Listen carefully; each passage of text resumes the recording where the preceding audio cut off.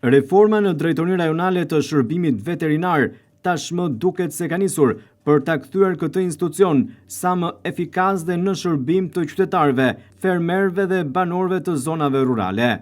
Në këtë kuadër, Ministria e Bujqësisë dhe Zhvillimit Rural, Autoriteti Kombëtar i Veterinarisë dhe Mbrojtjes së Bimëve, Drejtoria e Përgjithshme, në zbatim të vendimit të Këshillit të Ministrave 683, datë 2/9/2020 për krijimin, organizimin dhe funksionimin e Autoritetit Kombëtar të Veterinarisë dhe Mbrojtjes së Bimëve, ka shpallur disa vende vakante të lira pune në disa pozicione, përfshi këtu edhe Drejtorinë Rajonale të Veterinarisë dhe Mbrojtjes së Bimëve në Vlorë. Burime zyrtare pranë këtij institucioni bëjnë me dije për televizionin 6+ nga Vlora se në Drejtorinë Rajonale të Veterinarisë në Vlorë janë shpallur 8 vende vakante për veteriner zyrtar shërbimi.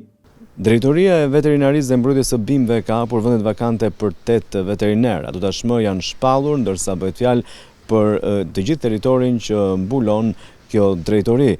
Si pasojë e disa vendeve të cilat janë hapur vakante edhe nga dalja në pension e veterinerëve, thirrjet e reja sapo janë bërë publike dhe ftohen të gjithë të rinjt që kanë mbaruar studimet e larta në këtë fushë që të mund të aplikojnë. Drejtoria Rajonale e Veterinarisë dhe Mbrojtjes së Bimëve në Vlorë kërkon kështu të punësojë veterinerët nga Njësia Administrative Novoselës, Delvinës, Njësia Vergo, Libovsh, Zharës, Fratar, por edhe në Njësinë Administrative Lazarat në zyrën vendore të Gjirokastrës. Sipas njoftimit zyrtar pranë Drejtorisë Rajonale të Veterinarisë dhe Mbrojtjes së Bimëve, detyrat kryesore të shpallura janë identifikimi dhe regjistrimi i fermës së kafshëve blektorale dhe lëshimin e certifikatës veterinare të lëvizjes së kafshëve sipas rregullores përkatëse, zbatimi praktik i programeve të profilaksisë shtetërore dhe sëmundjeve në kafshë në një ose disa njësi administrative të përcaktuara, në zbatimin e masave për kontrollin dhe çrënjosjen e sëmundjeve infektive në kafshë në vatrat e shpërthimeve.